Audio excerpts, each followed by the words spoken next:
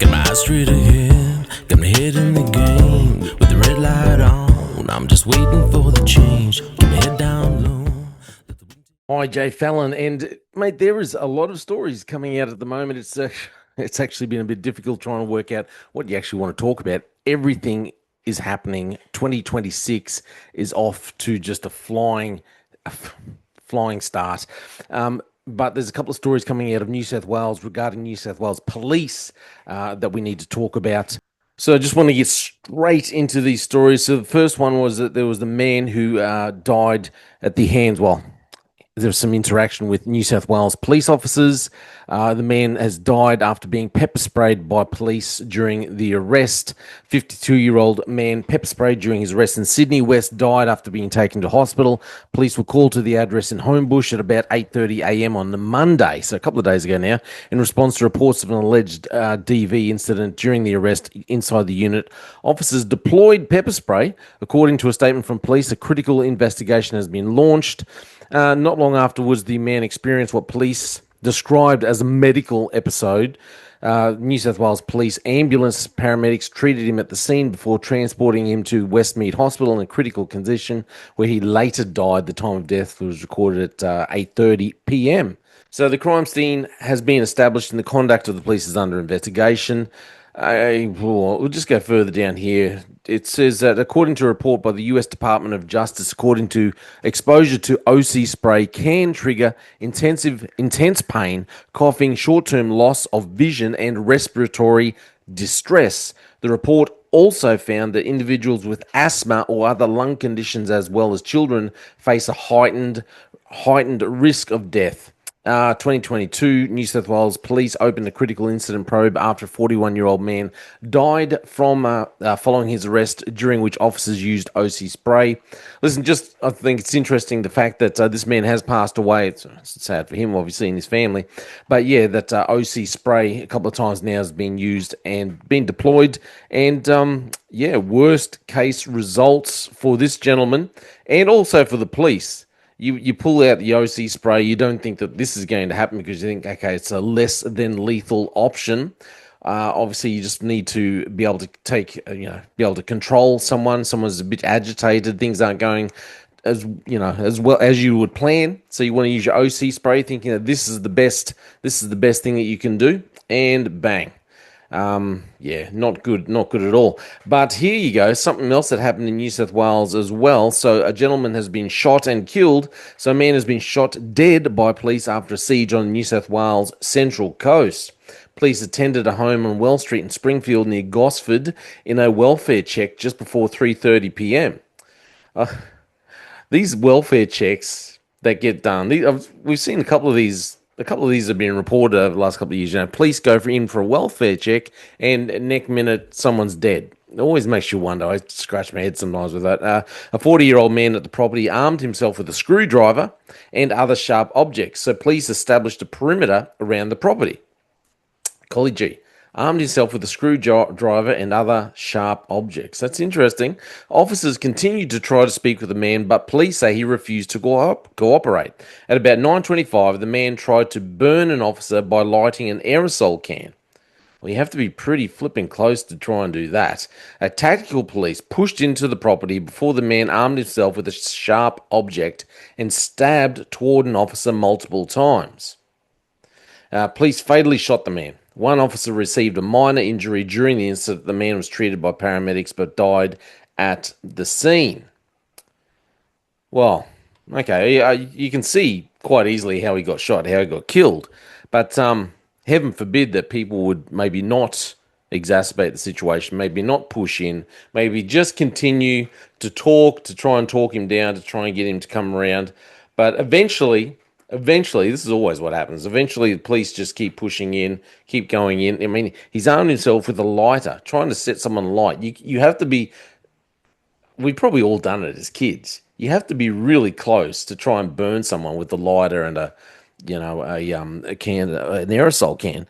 But tactical police pushing into the property, the man's armed himself with a sharp object and stabbed towards an officer. So they've tried to push in to arrest the gentleman, and then he's armed himself, and then they've shot him.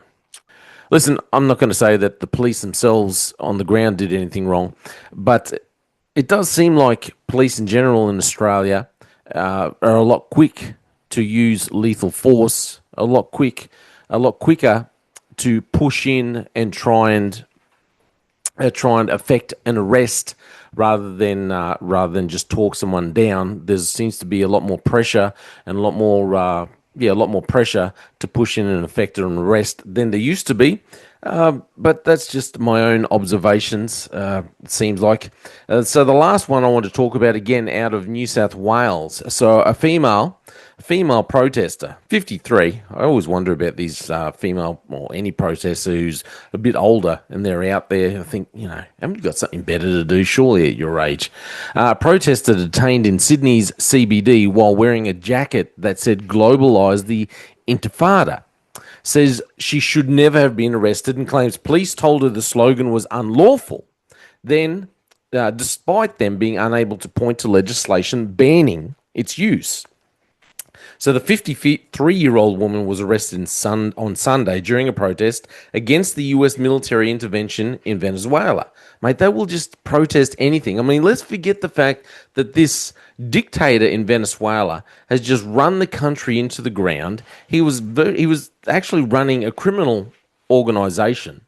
I love the fact that the Chinese come out against the Americans, saying, "Well, the Americans should not have done this." What kind of nation does this against an independent nation, independent country, and their leader?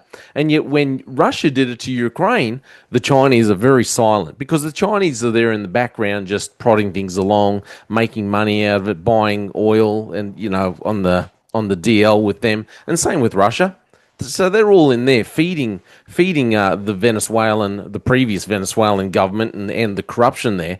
So, but then when the Americans step in and say, well, we've got to put an end to this because he's just organised, or one of the reasons anyway, is because he'd started basically a drug cartel run by a whole nation, but run by his government and their military. So the Americans stepped in, and he was a dictator. He'd lost the election, but he just kept on keeping on in government. So, and then these people, they get up and they support this kind of thing. They want to go out and protest. They're just professional protesters. They just want to go out and protest anything the US does. They don't want to look into it and think, well, what was the actual justification? And look at all the people that were killed. Look at all the people that were worse off because of the Venezuelan government. And look at what the Americans have actually done, what Trump's actually done. Forget all that. Forget the facts. But they'd rather stand up there and protest against against the American action taken against Venezuela, against its leadership. So they put themselves on the side of Russia and on the side of China. I mean, if you're going to be, in my mind, if you are in agreement with the Chinese Communist Party, well, then you maybe better have a look at your own morals and your own integrity. Maybe you're on the wrong side of things if you agree with the Chinese Communist Party with how things should be run. Anyway, so this 53-year-old woman was arrested on Sunday during the protest. So it was supposed to be offensive messaging. In addition to the woman, two men, 26 and 34, were arrested for allegedly breaching the peace.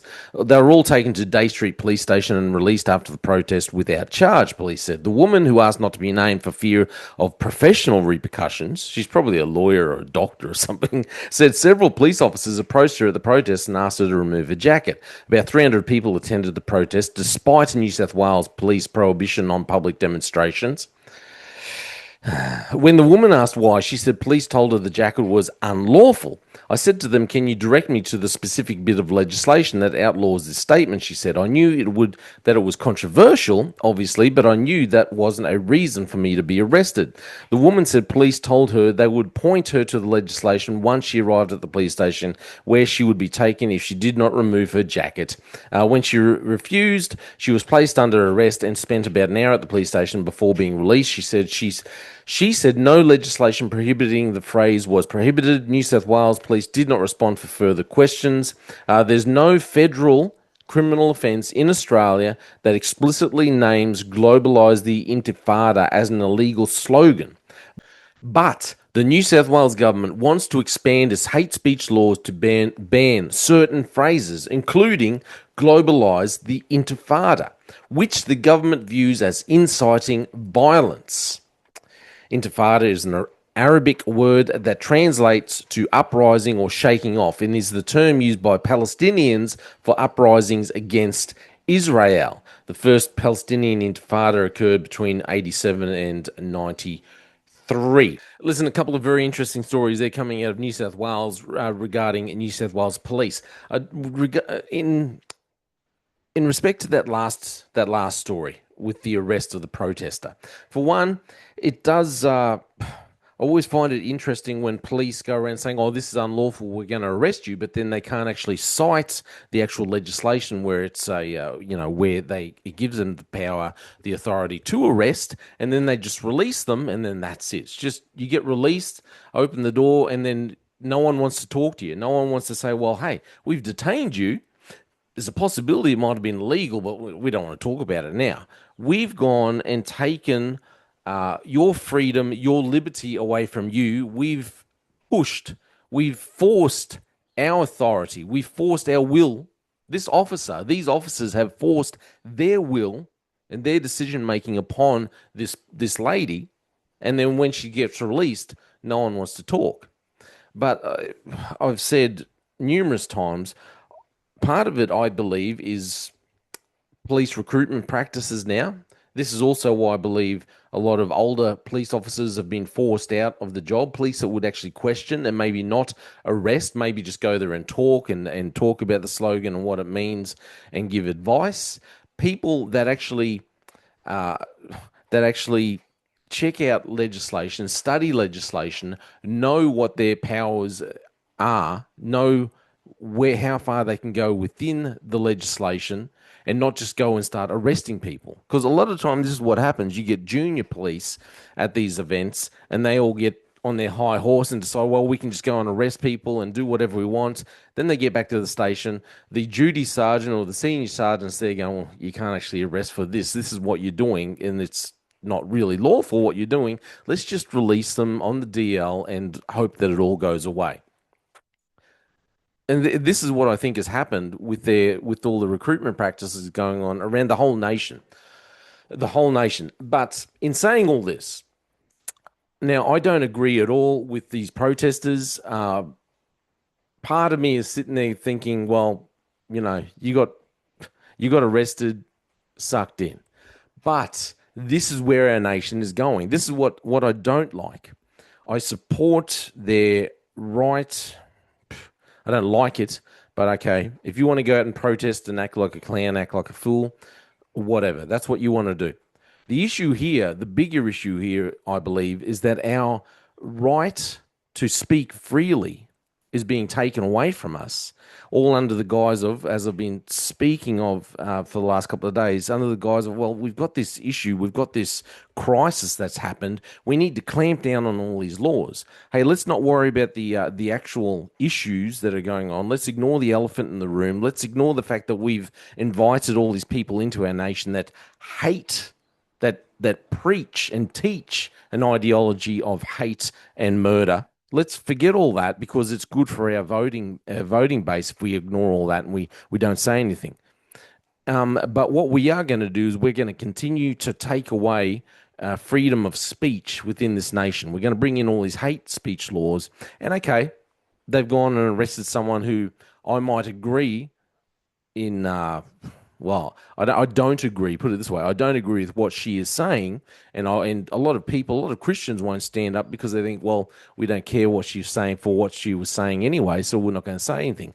But the bigger picture is that they are not slowly, they are encroaching on everyone's freedom of speech. They're clamping down on these, citing hate speech laws. The New South Wales government is pushing ahead with hate speech laws. Federal government is going to be pushing ahead with more hate speech laws. All this is going to do is clamp down on everyone, whether you're pro-Palestinian, Muslim, Christian. They're going to be clamping down on everyone's right for free speech.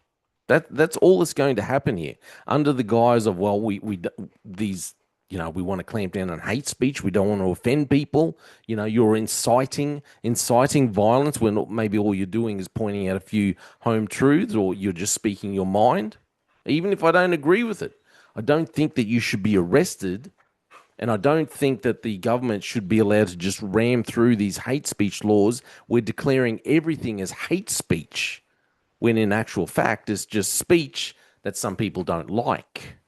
And there's a big difference between the two.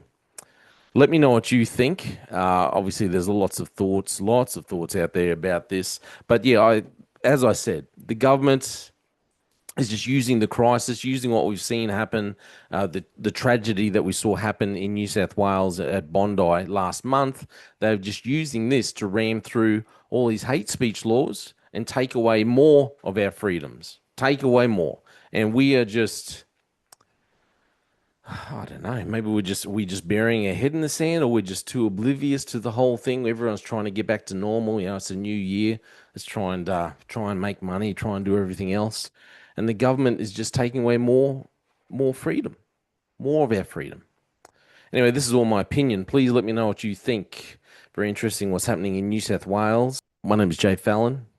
Check out the rest of my podcast. Please give me a like and a share if you really, really care. I'm Jay Fallon. Thanks for listening to Slippery Slope.